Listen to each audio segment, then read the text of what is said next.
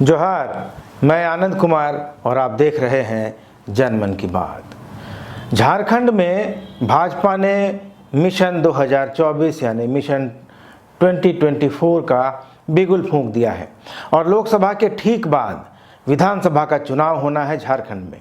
ऐसे में कौन है वो आदमी, वो कौन है वो शख्स, कौन है वो नेता जो विधानसभा चुनाव में भारतीय जनता पार्टी का खेवनहार बनेगा, तारणहार बनेगा और पार्टी का चेहरा बनेगा, इस पर लोगों की नज़र रहेगी।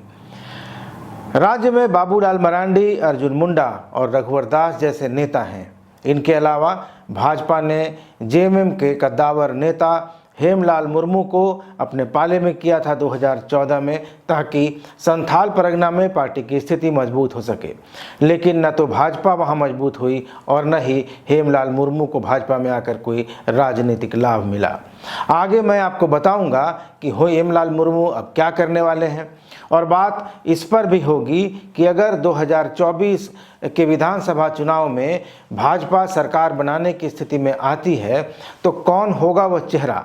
क्या वह बाबूलाल मरांडी होंगे या फिर वो रघुवर दास होंगे या फिर कोई और नया चेहरा होगा, और क्या वो आदिवासी होगा या गैर आदिवासी, सब बताऊंगा। लेकिन एक छोटे से ब्रेक के बाद कहीं जाइए मत, चैनल को सब्सक्राइब कर लीजिए, मैं अभी लौटता हूं।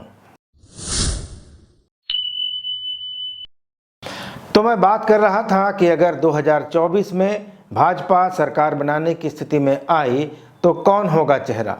रघुवर दास होंगे या बाबूलाल मरांडी या अर्जुन मुंडा होंगे या फिर कोई नया चेहरा होगा, और नया चेहरा होगा तो वो कौन होगा, आएंगे इस मुद्दे पर। लेकिन बात पहले हेमलाल मुर्मू की। केंद्रीय गृह मंत्री अमित शाह ने 7 जनवरी को मिशन 2024 का शंखनाद चाईबासा से किया। इसके बाद उनका लक्ष्य संथाल को साधने का है। जानकारी के अनुसार अमित शाह फरवरी के महीने में संथाल परगना के दौरे पर आ सकते हैं। अमित शाह के दौरे के पहले केंद्रीय रेल राज्य मंत्री राव साहब पाटिल को संथाल परगना भेजा गया ताकि वे वहां संगठन की नब्ज टटोलें। पाटिल 2 दिन संथाल परगना में रहे। उन्होंने लगातार कार्यकर्ताओं के साथ बैठक की और ज़मीनी हकीकत का जायजा लिया। 2014 में लोकसभा चुनाव के पहले बीजेपी ने जेएमएम के हेमलाल मुर्मू को तोड़कर अपने पाले में कर लिया था। कभी वामपंथी राजनीति में सक्रिय रहे हेमलाल मुर्मू की पहचान 2014 तक झारखंड मुक्ति मोर्चा के कद्दावर नेता की रही है। वे बरहेट विधानसभा सीट से पहली बार 1990 में झारखंड मुक्ति मोर्चा की टिकट पर विधायक चुने गए थे।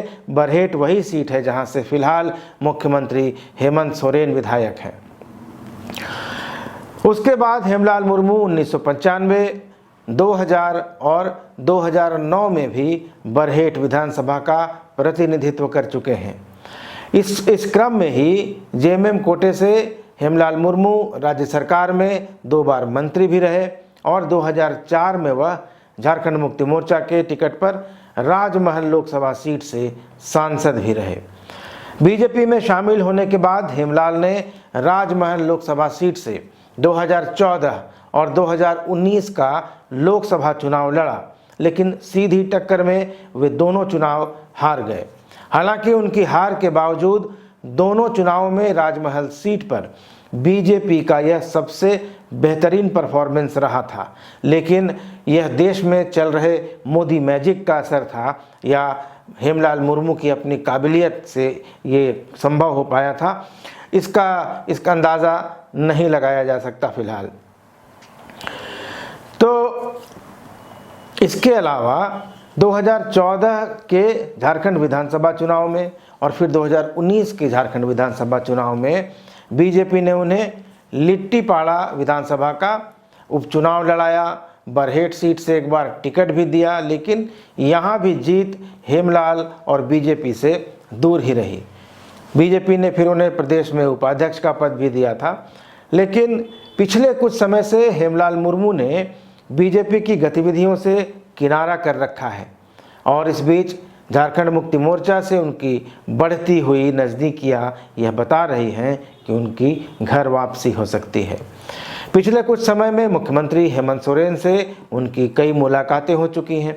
सियासी गलियारों में चर्चा है कि हेमलाल मुर्मू झारखंड मुक्ति मोर्चा की ओर से बोरियो विधानसभा सीट पर संभावनाएं तलाश रहे हैं, क्योंकि बोरियो से जो मौजूदा विधायक हैं लोबिन हेम्ब्रम, उनके रिश्ते मुख्यमंत्री हेमंत सोरेन से कुछ ठीक ठाक नहीं चल रहे हैं और पिछले करीब 1 साल से नियोजन नीति, खतियान आधारित स्थानीय नीति, CNT और SPT एक्ट और संथाल परगना में अवैध खनन के मुद्दे को लेकर लोबिन हेम्ब्रम मुख्यमंत्री हेमंत सोरेन पर हमलावर बने हुए हैं। तो ये संभावना है कि हेमलाल की जेब में वापसी हो जाए और वे बोरियो से झारखंड मुक्ति मोर्चा के टिकट पर चुनाव लड़ जाएं। तो यह तो थी हेमलाल मुर्मू के भाजपा से जाने की बात, लेकिन भाजपा के अंदर ही एक चेहरा तेजी से उभर रहा है और वो चेहरा है झारखंड की राजनीति में जो अभी चेहरे दिखाई दे रहे हैं उनमें से कोई चेहरा नहीं है, लेकिन भाजपा जिस तरीके से उसे तैयार कर रही है उससे लगता है कि लोकसभा या विधानसभा का चुनाव आते आते उसे बड़ी जिम्मेदारी के लिए तैयार कर लिया जाएगा। और वो चेहरा है डॉक्टर आशा लकड़ा का। आशा पिछले 2 टर्म से रांची की मेयर हैं और मेयर का पद ही उनको जिम्मेदारी दिए जाने का कारण नहीं है। उनको इसलिए तैयार नहीं किया जा रहा है कि वो रांची की मेयर है, या उनकी चर्चा इस बात के लिए नहीं हो रही है कि वो रांची की मेयर हैं। गौर से देखेंगे तो पाएंगे कि आशा लकड़ा को कैसे तैयार किया जा रहा है। उन्हें ठीक उसी तरह से तैयार किया जा रहा है जैसे किसी खांटी बीजेपी नेता को तैयार किया जाता है, और तब तैयार किया जाता है जब वो नेता संघ परिवार के किसी संगठन की पृष्ठभूमि से आता है।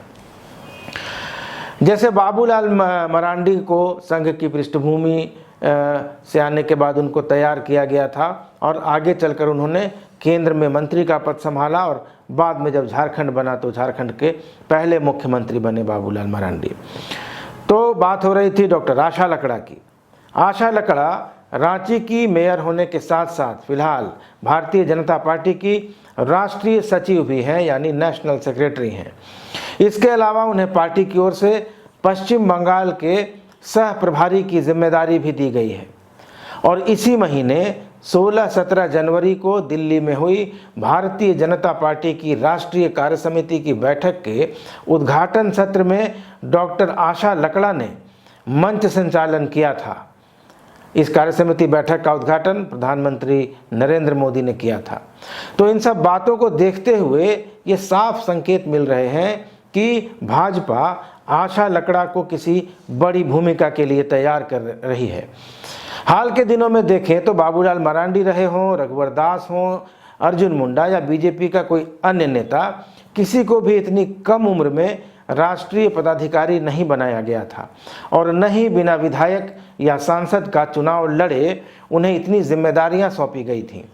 मुंडा और रघुवर दास भाजपा के राष्ट्रीय उपाध्यक्ष जरूर रहे थे, लेकिन उन्हें यह जिम्मेदारी मुख्यमंत्री पद से हटने के बाद दी गई थी। पूर्व मुख्यमंत्री होने के नाते उन्हें यह पद दिया गया था। लेकिन विद्यार्थी परिषद के जरिए छात्र राजनीति में कदम रखने वाली डॉक्टर आशा लकड़ा को जिस तरह बीजेपी तैयार कर रही है, जिस तरह से उनको ग्रूम किया जा रहा है, वो अपने आप में बहुत बड़ा संकेत है। और आशा लकड़ा इन सभी जिम्मेदारियों को संभालने के लिए बखूबी तत्पर दिखाई दे रही हैं, काफ़ी मेहनत करती हुई दिखाई दे रही हैं। रांची में मेयर की जिम्मेवारी संभालने के साथ साथ ही उन्हें बंगाल में पार्टी के कार्यक्रमों में देखा जाता है और गुजरात में नए मुख्यमंत्री के शपथ ग्रहण समारोह में भी वो दिखाई पड़ती हैं। वे दिल्ली में बीजेपी के दफ्तर में भी बैठी दिखाई देती हैं और झारखंड के अलग अलग इलाकों में पार्टी के कार्यक्रमों में भी उनकी मौजूदगी देखी जा सकती है। डॉक्टर आशा लकड़ा के अलावा एक और नेता राष्ट्रीय फलक पर महत्वपूर्ण पद से है और वो झारखंड से है, और वह नेता है राज्यसभा सांसद समीर उरांव। समीर उरांव फिलहाल भारतीय जनता पार्टी अनुसूचित जनजाति मोर्चा के राष्ट्रीय अध्यक्ष हैं। इसके पहले वे भाजपा के टिकट पर वर्ष 2005 में झारखंड विधानसभा के सदस्य रह चुके हैं। सिसई विधानसभा से वे चुने गए थे। और समीर उरांव झारखंड में भाजपा के युवा मोर्चा के अध्यक्ष रह चुके हैं प्रदेश के, और प्रदेश के उपाध्यक्ष भी रहे हैं वे भाजपा के। तो भाजपा के अंदर खाने की खबर रखने वाले लोगों का कहना है कि अगली बार बीजेपी की सरकार बनने की सूरत में कोई गैर आदिवासी मुख्यमंत्री नहीं होगा। ये एक बड़ी बात भाजपा के नब्ज पे हाथ रखने वाले लोग, अंदर की जानकारी रखने वाले लोग बता रहे हैं कि अगर अगली बार बीजेपी की सरकार बनने की नौबत आती है तो कोई गैर आदिवासी मुख्यमंत्री का चेहरा नहीं होगा, बल्कि किसी आदिवासी को यह पद दिया जाएगा। भाजपा किसी आदिवासी चेहरे पर ही यह दांव खेलेगी और ज़्यादा उम्मीद है कि वो चेहरा कोई आजमाया हुआ चेहरा नहीं होगा। यानी बाबूलाल मरांडी और अर्जुन मुंडा जैसे आदिवासी नेताओं को हम देख चुके हैं। नीलकंठ मुंडा बीजेपी में अभी 6 बार से विधायक हैं, लेकिन ये पुराने चेहरे नहीं होंगे, ऐसे संकेत मिल रहे हैं। ऐसे संकेत मिल रहे हैं कि बीजेपी किसी नए आदिवासी चेहरे को सामने ला सकती है।